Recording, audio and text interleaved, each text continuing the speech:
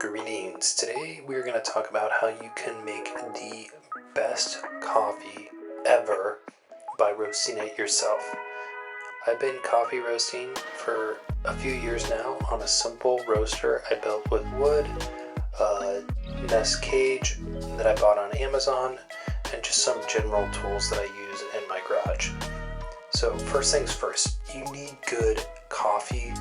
Single origin, I buy from Sweet Marie's, but it needs to be fresh and growing well. And so that's my supplier, and they're in Oakland, California.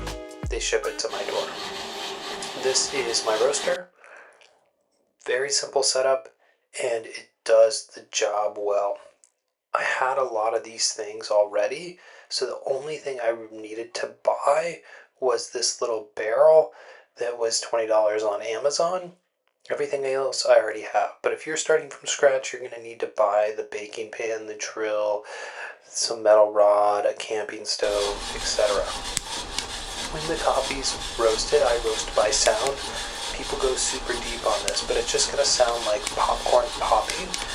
The lighter the roast, generally the more flavored the coffee, so I go for light roast. So as soon as it starts to sound like popcorn, that's when I know to take it off the roaster and cool it down quickly. I just use a cast iron skillet that's cold to the touch, and I drop the beans in that. If you follow this method and make your own roaster in this way, you're gonna want to make sure you're wearing gloves when you do this because things are hot. You also never want to leave this roaster unattended. Ask me how I know. It could cause a fire, and that could be very bad if you don't know how to deal with that. Okay, so now that our beans have moved, we got a little bit of nice coffee smoke on them. We're gonna put them next to this fan to cool them down, and then we'll go ahead and start our next batch. I typically do 2 pounds of coffee at a time, and I just take the 1 pound bags and I separate them into small Tupperwares so that I can keep my batches small. Freshness in roasting is also important. The fresher the roast, the better the coffee. So my general workflow is to roast once a month, but some people roast once a week. After roasting, you're going to want to wait about 1 day for the beans to off gas, and you want to leave them exposed to the atmosphere in a cool, dry place so that that process can happen. So starting my next batch, I vacuum out all the little shavings that come off the beans during the roasting process so that we don't have a fire hazard. I put in some fresh green beans from my pre-measured Tupperware, close the roasting barrel, and then I put the C-clamp back on the drill at a speed just fast enough that the beans drop with gravity.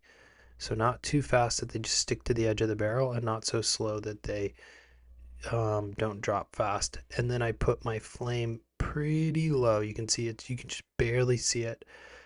So low heat, relatively fast spin, and then about 10 minutes later we're good to go. We got our first crack, and we are dumping our second roast of the day.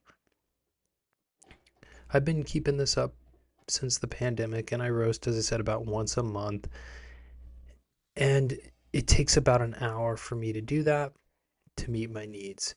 This is going to give you coffee that is better than anything you can buy in a grocery store for about let's say a little less than $1 a day. But with the tariff war happening, who knows? Certainly better than anything you can get at Starbucks. This coffee's so good, it's gonna taste better than rain on a hot day in the Serengeti. So give it a try and let me know what you think. In any case, that's all I got for you today. Thanks for watching. We'll see you around.